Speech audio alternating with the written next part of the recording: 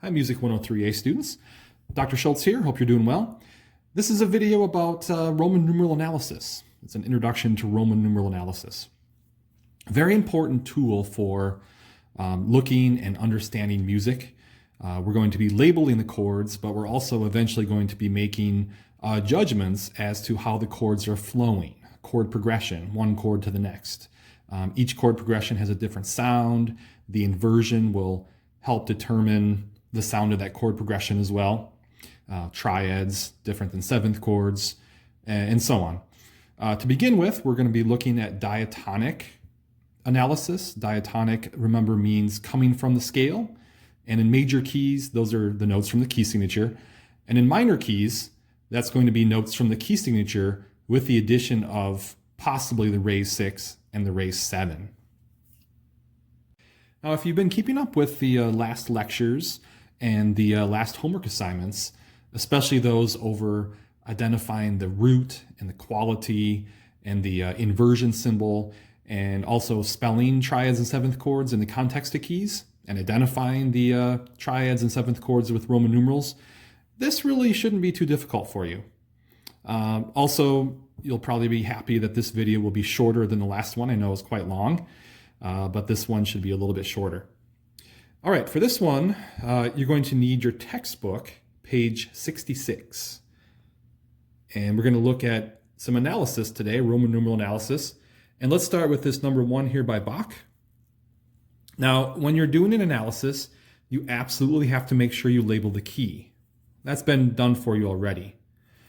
Now, when you're given the piece of music, you can look at the key signature. Here's 3 sharps. And you can say, well, that could either be A major or F sharp minor. Best thing to do really is just to look at the last chord. And if the last chord is an A chord, you're probably an A major. If the last chord is F sharp minor, then you're probably an F sharp minor. Another clue is that in minor keys, remember, you're often going to see the leading tone marked in. So if this was F sharp minor, you'd probably be seeing E sharps. Okay, so this is in the key of A, and it's just like before. You're going to take a look at the notes that are present and make sure you stack them in root position. So here are the notes: A, C sharp, E, and A. Now notice there are 4 voices. Triads only have 3 notes, so of course one of these notes is doubled. Well, in this example, it's the A that's doubled. So really, when it comes down to it, you can just ignore one of the A's when you're thinking about the chord. Next thing you want to do is put these notes so they're all a third apart in a root position. So in this case, it's going to be A, C sharp, E. You know it's root position because all the notes are a third apart. The letter names are a third apart. Now, of course, in the key of A major, A, C sharp, E is the 1 chord.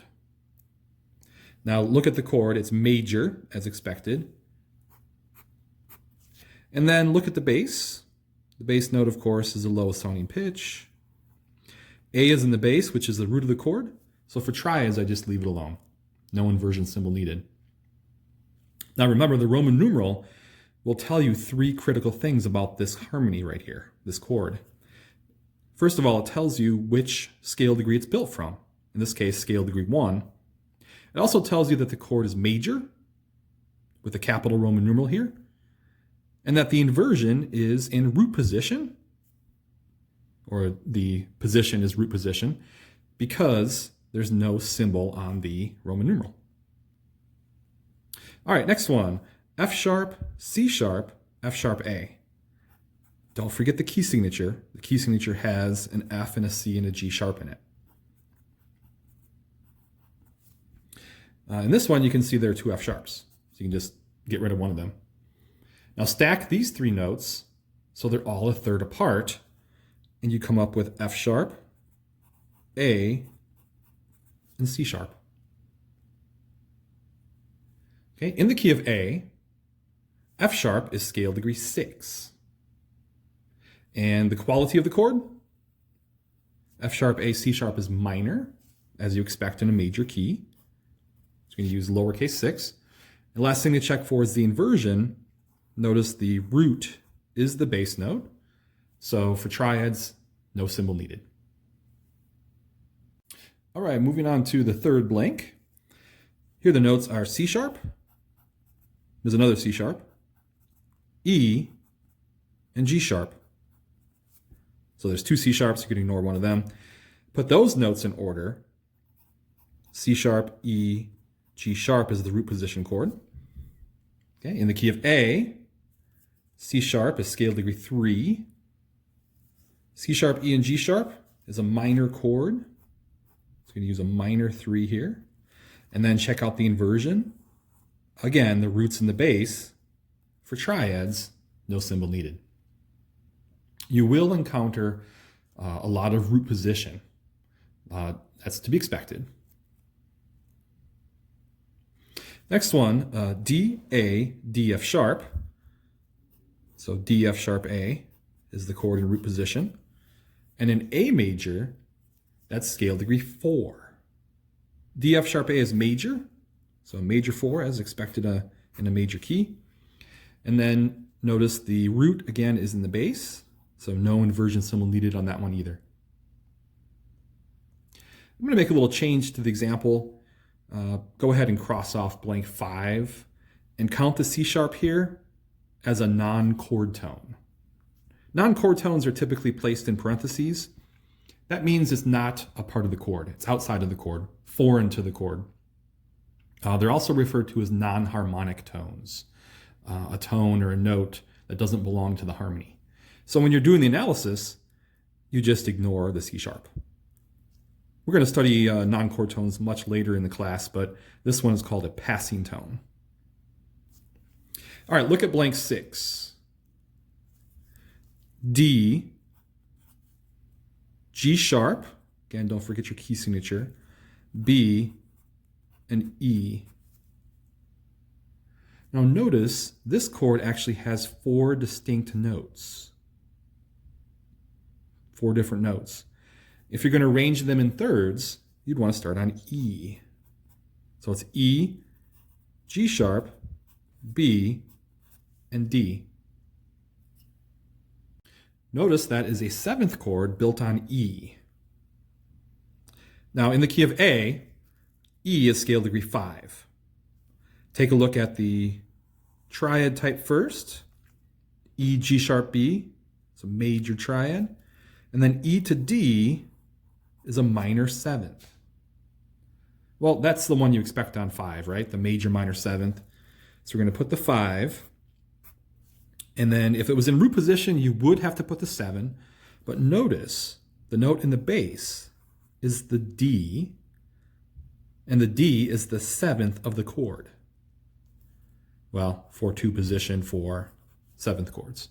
So remember, 7 indicates root in the bass, 6/5 third in the bass, 4/3 fifth in the bass, and 4/2 7th in the bass. All right, next chord, C sharp, A, E, and another A.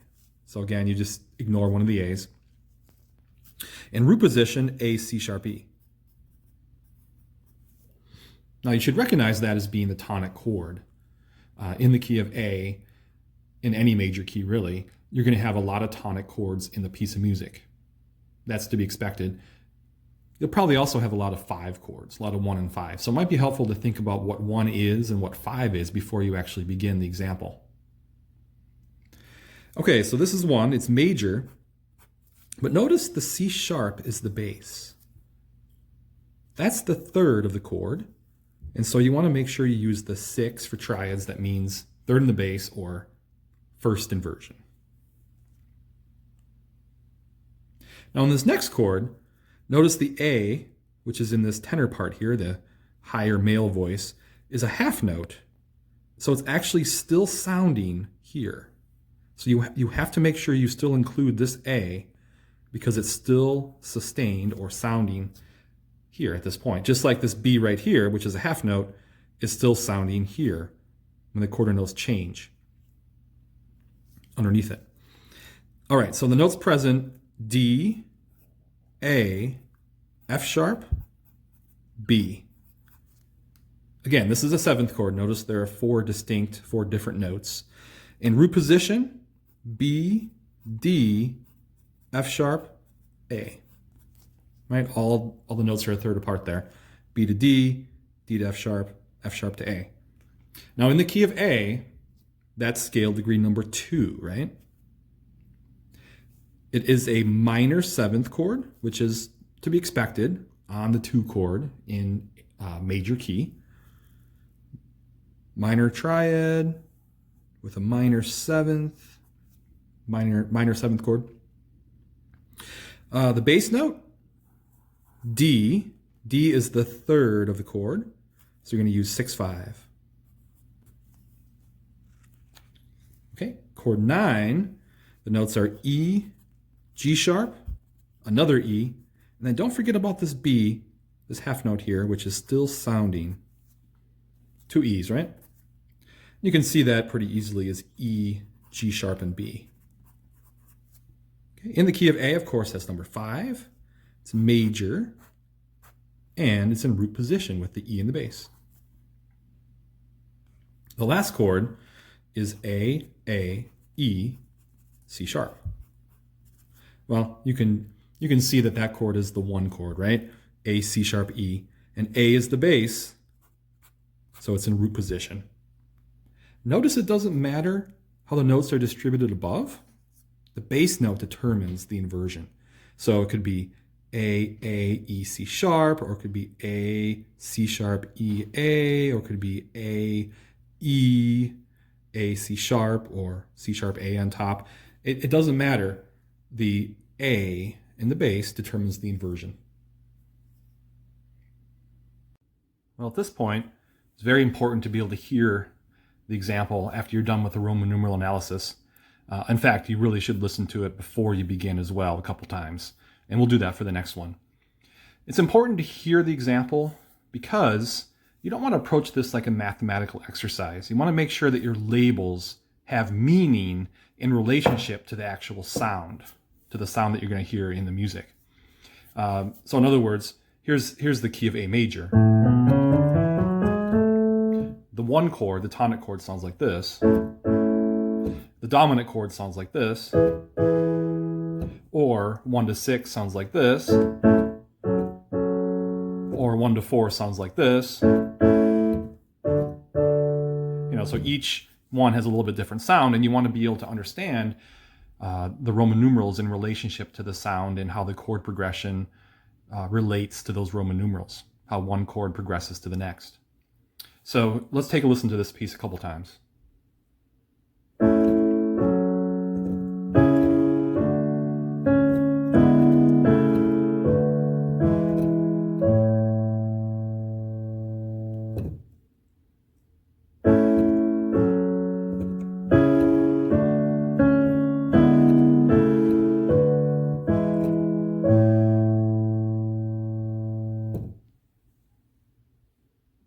All right, next up, let's take a look at number 2 on that same page. Again, this is the textbook, page 66.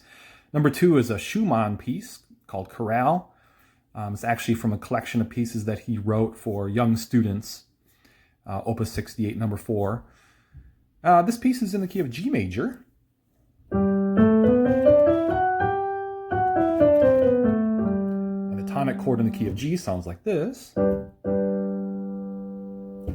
The dominant chord sounds like this. Back to tonic. Here's 1 to 4. Here's 5. Here's 1. Okay, here's the Schumann chorale, this excerpt.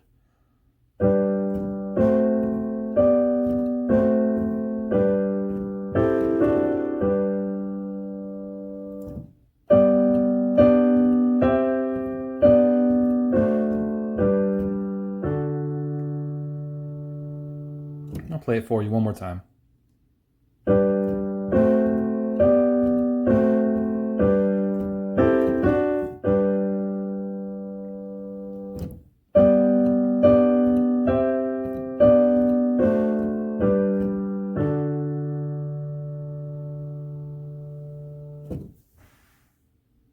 going to go ahead and complete this Roman numeral analysis at the piano, at the keyboard here, so that I can play the chords for you right after we analyze them. Also, I'm going to go a little bit quicker as well than we did the last time. All right, well, the first chord is G, D, G, B, G, B, D, right? And of course, in the key of G major, the home key, that's 1. Notice the bass note, still the root of the chord. So 1 in root position. Okay, the next chord is A, C, F sharp, C. Don't forget the F sharp in the key signature, right? Now notice that one has 2 C's, so just ignore one of them. Stack it in thirds, you'd have F sharp, A, C. That's root position. So in the key of G major, F sharp is number 7. The quality of the chord, F sharp, A, C is diminished. And then look at the bass note. A is in the bass. That's the third of the chord. So you want to put 6. So that says a chord built on scale degree 7 that's diminished, as we expect. And the A, the third, is in the bass. So far we have 1 and 7.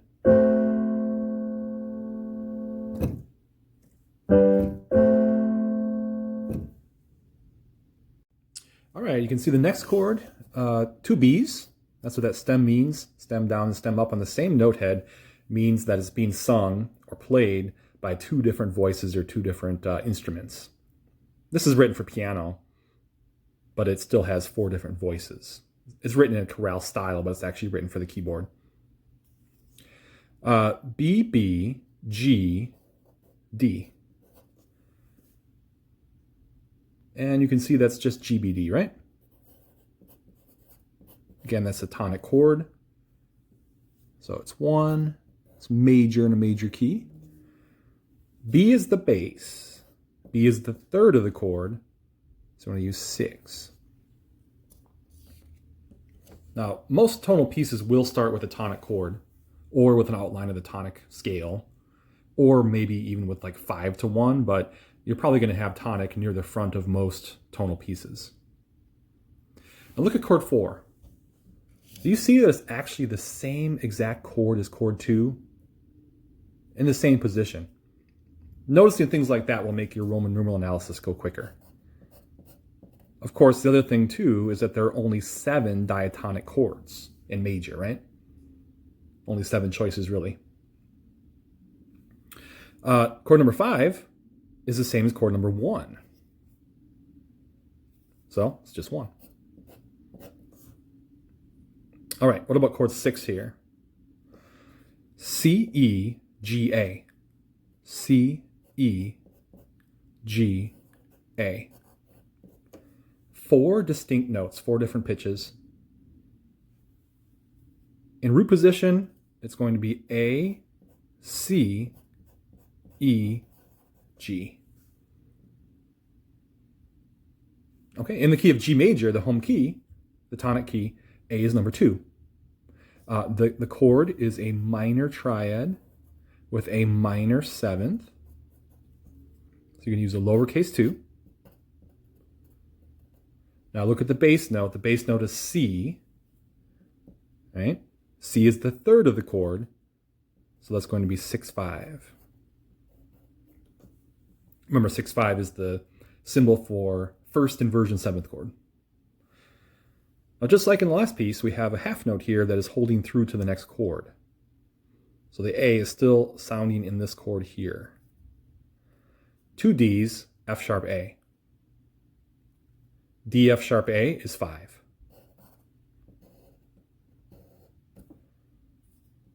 And it's in root position because the bass note is D. And then chord 8, it's actually the same chord as 1 and 5. You see how it's the same chord? Same spacing and everything. Except now it's whole notes, and there's a fermata, or a hold. one in root position.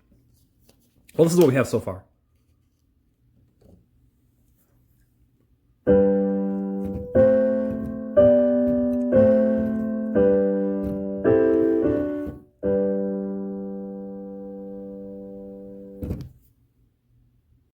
All right, let's go ahead and finish up the second half of this excerpt. Chord 9, G, B, G, D. You can just see that's the tonic chord, G, B, D. And again, it is still in root position with the G in the bass. You might find it interesting to note that chord 8, which sounds like this, and chord 9, which sounds like this, are actually the same Roman numeral. It doesn't matter how the chord is voiced above the bass for Roman numerals. It just matters what the bass note is. Chord 10 is still a G chord. G, B, D. Has two D's in it, right? G's the root. But now the B is the bass. That's first inversion. Notice what a tremendous impact the bass note has on making the chords sound different.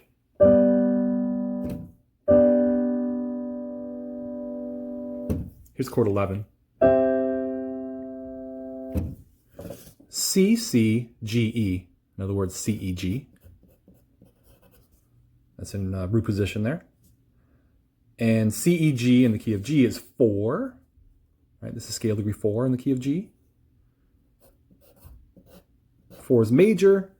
And of course, it is in root position with the C in the bass. Now, chord 12 is actually the same as chord 10. Did you notice? So back to 1/6. Okay, chord 13. A, D, F sharp, C. A, D, F sharp, C. You hear how there are 4 different notes there? A, D, F sharp, and C. Well, in root position, it'd be D, F sharp, A, and C. And you can see that is the dominant 7th chord, right? As expected here, most often found 7th chord in music is the 5 with a 7th on it.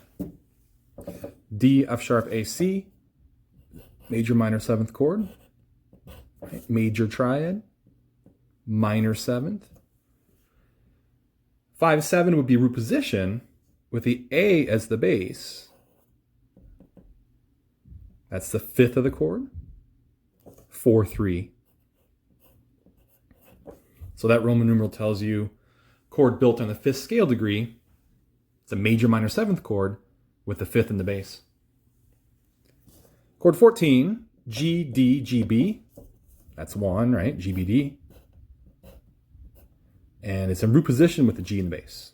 The bass note determines the inversion. And the last chord, D, D, F sharp, A, D, F sharp, A. You can see that's 5. It's a triad, and it's in root position. Always a good idea when you're doing an analysis to make sure you understand what the tonic chord is, but also the dominant chord. You're going to have a lot of 1 and 5.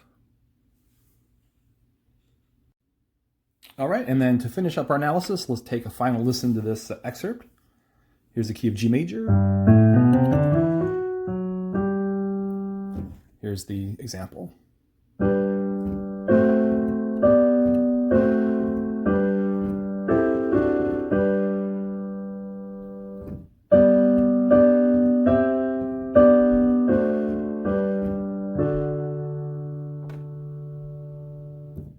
One more time for you.